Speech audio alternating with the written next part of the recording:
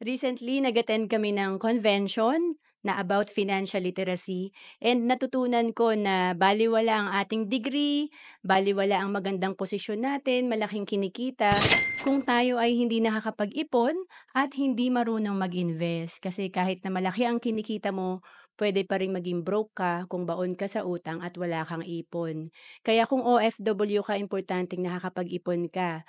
Like, kung 5,000 per month ang naiipon mo, after 20 years, may 1.2 million ka. And kapag nai-invest mo yung 5,000 per month, ito ay mas lalago. After 20 years, ang projection nito nasa 4.5 million.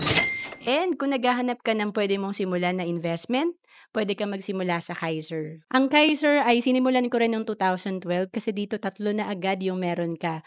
Meron ka ditong investment, healthcare, at life insurance. Kumpleto na, kaya tinatawag na level 1 investing. And for as low as 2,647 per month, pwede ka na magsimula sa Kaiser. And ito ay 7 years to pay lang. To know more about Kaiser, message mo lang ako sa FB, Roan Celis Capistrano.